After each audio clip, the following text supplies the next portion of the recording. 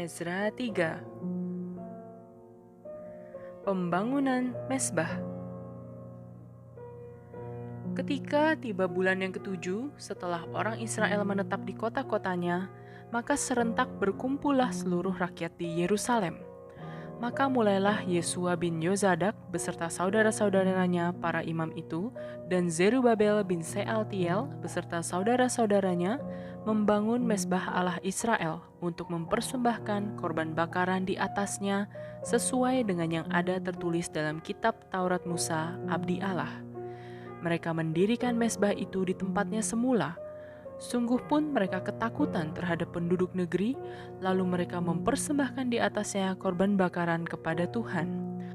Korban bakaran waktu pagi dan waktu petang. Mereka juga mengadakan hari raya Pondok Daun sesuai dengan yang ada tertulis, dan mempersembahkan korban bakaran hari demi hari menurut jumlah yang sesuai dengan peraturan, yakni setiap hari menurut yang ditetapkan untuk hari itu. Dan sejak itu diadakanlah korban bakaran yang tetap, juga korban bakaran pada bulan baru dan pada setiap hari raya yang kudus bagi Tuhan, dan setiap kali orang mempersembahkan persembahan sukarela kepada Tuhan. Sejak hari pertama bulan yang ketujuh, mereka mulai mempersembahkan korban bakaran kepada Tuhan. Namun dasar bait suci Tuhan belum juga diletakkan. Lalu mereka memberikan uang kepada tukang batu dan tukang kayu, sedang kepada orang Sidon dan Tirus, makanan dan minuman dan minyak, supaya orang-orang itu membawa kayu aras dari Libanon sampai ke laut dekat Yafo, seperti yang telah diizinkan kepada mereka oleh Kores Raja Negeri Persia. Perletakan dasar bait suci. Pada tahun yang kedua, sesudah mereka sampai ke rumah Allah di Yerusalem dalam bulan yang kedua, maka Zerubabel bin Sealtiel dan Yesua bin Yozadak beserta saudara-saudara mereka yang lain, yakni para imam dan orang-orang Lewi, dan semua orang yang pulang ke Yerusalem dari tempat tawanan, memulai pekerjaan itu. Mereka menugaskan orang-orang Lewi yang berumur 20 tahun ke atas untuk mengawasi pekerjaan membangun rumah Tuhan. Lalu Yesua serta anak-anak dan saudara-saudaranya dan Kadmiel serta anak-anaknya, orang-orang Yehuda bersama-sama bertindak mengawasi orang-orang yang melakukan pekerjaan membangun rumah Allah. Demikian juga Bani Henadad, anak-anak dan saudara-saudara mereka, orang-orang Lewi itu.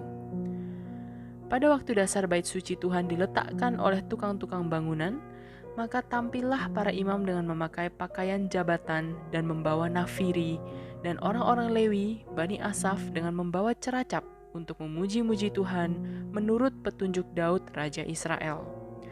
Secara berbalas-balasan, mereka menyanyikan bagi Tuhan nyanyian pujian dan syukur. Sebab ia baik bahwasanya untuk selama-lamanya kasih setianya kepada Israel. Dan seluruh umat bersorak-sorai dengan nyaring sambil memuji-muji Tuhan, oleh karena dasar rumah Tuhan telah diletakkan.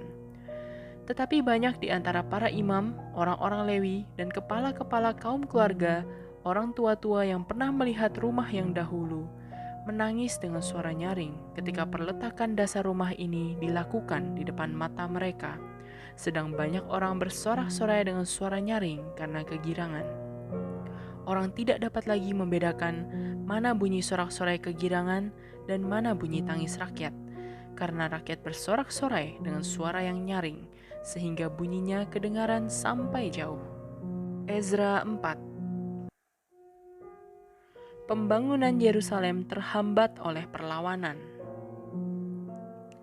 Ketika lawan orang Yehuda dan Benyamin mendengar bahwa orang-orang yang pulang dari pembuangan itu sedang membangun bait suci bagi Tuhan Allah Israel, maka mereka mendekati Zerubabel serta para kepala kaum keluarga dan berkata kepada mereka, "Biarlah kami turut membangun bersama-sama dengan kamu, karena kami pun berbakti kepada Allahmu sama seperti kamu.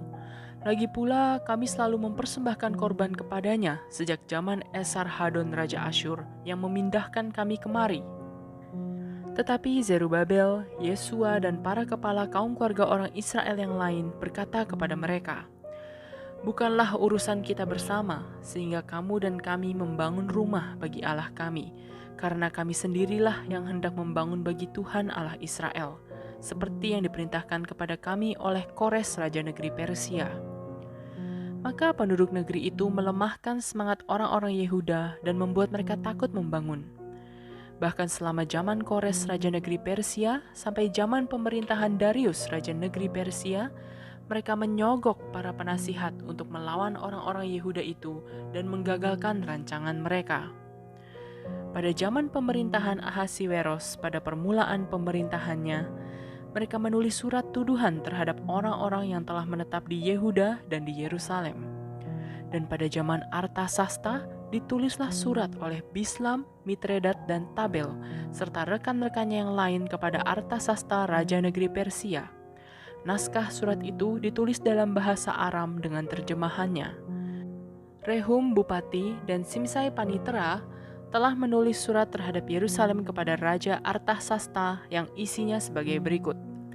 Pada waktu itu, ditulislah surat itu oleh Rehum Bupati dan Simsai Panitera, serta rekan-rekan mereka yang lain, para hakim dan punggawa dan pegawai-pegawai orang Persia, orang-orang dari Erek, dari Babel, serta orang-orang dari Susan, yaitu orang-orang Elam, dan bangsa-bangsa lain yang oleh Asnapar yang agung dan mulia itu dipindahkan dan disuruh menetap di kota Samaria dan di daerah yang lain sebelah barat sungai Efrat.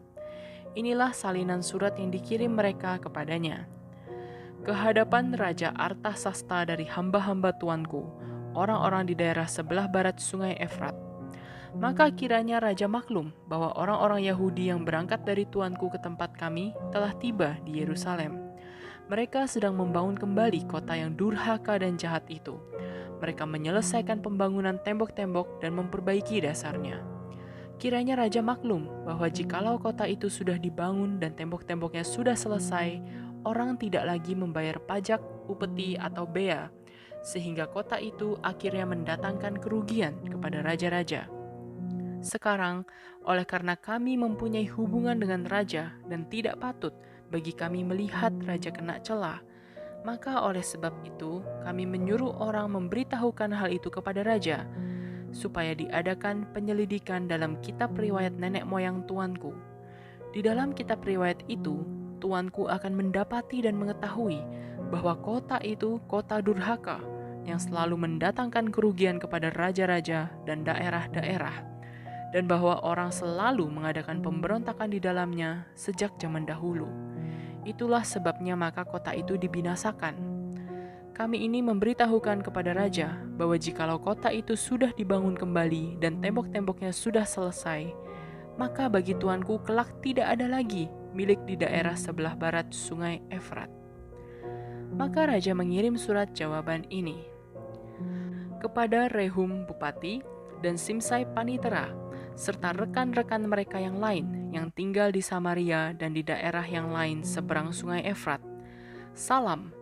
Maka sekarang surat yang kamu kirim kepada kami telah dibacakan kepadaku dengan jelas.